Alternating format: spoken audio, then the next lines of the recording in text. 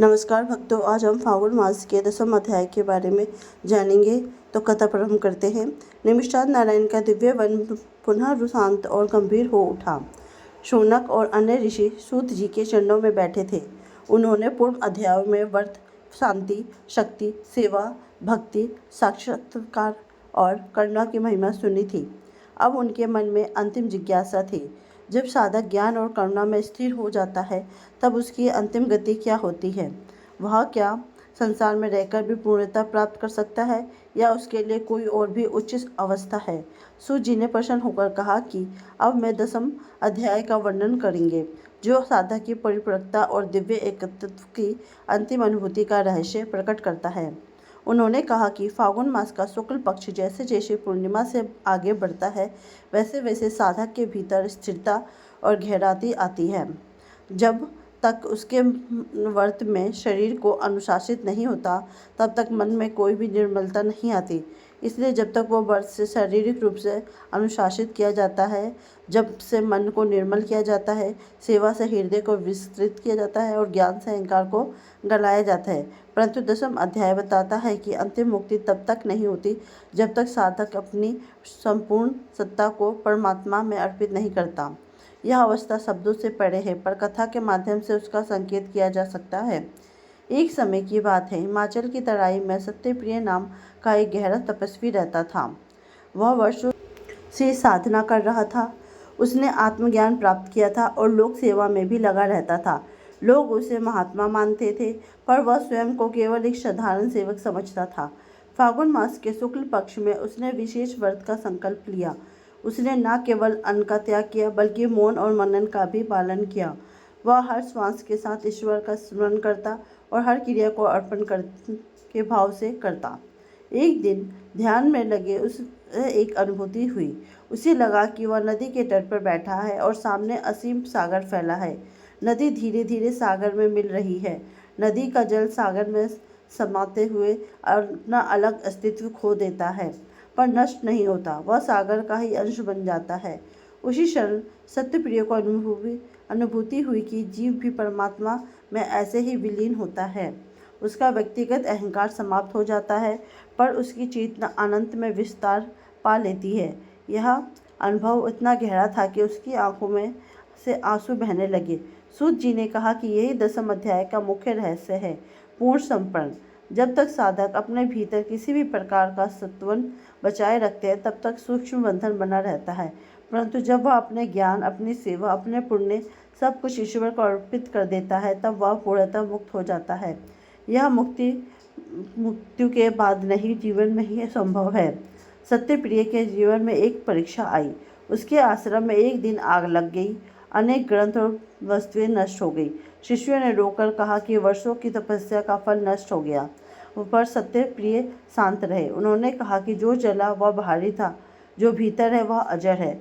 उन्होंने राख को उठाकर आकाश की ओर देखा और कहा कि प्रभु, यह भी आपकी लीला है। उस दिन उसके शिष्यों ने पहली बार सच्ची विरक्ता देखी।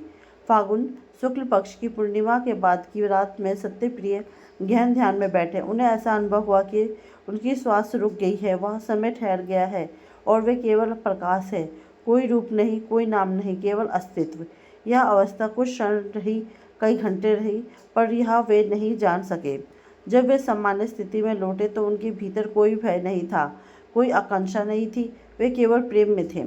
10वें अध्याय में यह भी बताया गया है कि जो साधक इस अवस्था को प्राप्त करता है, वह दूसरों के लिए प्रेरणा बन जाता है। उसका जीवन ही उपदेश बन जाता है। वह किसी से कुछ लेने नहीं, केवल देने आता है। उसका प्रत्येक कर्म यज्ञ है, प्रत्येक शब्द मंत्र है, प्रत्येक मौन ध्यान है। वह संसार में रहते हुए संसार से परे होता है। सूत जी ने ऋषियों से कहा कि यह अवस्था कठिन प्रतीत होती है, पर इसका मार्ग सरल है। श्रद्धा, धैर्य, संपन्न। फाल्गुन मास का शुक्ल पक्ष साधक को धीरे धीरे इस दिशा में ले जाता है। पहले वह बाहरी अनुशासन सीखता है, फिर भीतर की शुद्धि, फिर प्रेम और सेवा, और अंत में पूर्ण समर्पण। यह क्रम 10वें अध्याय में पूर्ण होता है। उन्होंने आगे बताया कि समर्पण का अर्थ पलायन नहीं है। इसका अर्थ है अपने कर्तव्यों को निभाते हुए भी परिणाम को ईश्वर पर छोड़ देना। सत्यप्रिय ने भी यही कहा कि वे गांव को लोगों की सहायता करते रहेंगे, बच्चों की शिक्षा देते रहेंगे और रोगियों की सेवा करते रहेंगे, पर भीतर वे जानते हैं कि करने वाला वे नहीं परमात्मा है। यह भाव इतना दृढ़ हो गया है कि उन्हें किसी कर्म का भार महसूस नहीं होता था। एक दिन एक राजा उनसे मिलने आया। उसने पूछा कि आप इतने शांत कैसे रहते हैं? सत्यप्रिय ने मुस्कुराकर कहा कि जब मैं जान गया कि सब कुछ उसी की इच्छा से हो रहा है, तब चिंता किस बात की? राजा ने पूछा कि क्या आपको कभी भय नहीं लगता? उन्होंने उत्तर दिया कि जो स्वयं को शरीर मानता है वह भयभीत होता है, जो स्वयं को चेतना जान लेता है उसके भीतर जन्म और मृत्यु केवल परिवर्तन है। 10वें अध्याय का अंतिम संदेश यही है कि साधक की अंतिम उपलब्धि ब्रह्म भाव है। जहाँ वह स्वयं को समस्त सृष्टि में अनुभव करता है, तब उसके लिए कोई पराया नहीं रहता। वह हर प्राणी में उसी दिव्य तत्व को देखता है। उसका जीवन करुणा और शांति का स्रोत बन जाता है। निमिषाद में उपस्थित ऋषि इस वर्णन को सुनकर गहरे मौन में चले गए। उन्हें लगा मानो वे स्वयं उस अवस्था का स्पर्श कर रहे हैं। इससे सूत जी ने अंत में यही कहा कि जो व्यक्ति श्रद्धा से इस अध्याय का श्रवण करता है और फाल्गुन मास के शुक्ल पक्ष में व्रत जप दान का पालन करता है, उसके जीवन में धीरे धीरे समर्पण की भावना आती है। जब वह समर्पण पूर्ण हो जाता है, तब वह भी उसी अनंत चेतना में स्थिर हो जाता है। इस प्रकार फाल्गुन मास व्रत कथा के शुक्ल पक्ष का 10वां अध्याय पूर्ण हुआ। इसमें साधक की अंतिम परिगति का परिणाम है। जहाँ साधक नदी की भांति सागर में मिल जाता है, उसका व्यक्तिगत अस्तित्व मिट जाता है, पर उसका वास्तविक रूप प्रकट हो जाता है। यही परम शांति है, यही सच्ची मुक्ति है और यही इस अध्याय का पवित्र और गुण संदेश है। इसी तरह की पौराणिक और धार्मिक कथा सुनने के लिए मेरे चैनल को सब्सक्राइब कीजिए, जिससे कि आप नई नई कथाएं जो भी अपलोड हुए वो आप सुन सकें। ओम नमो भगवते वासुदेवाय नमो नमः। ओम नारायण नमो नमः।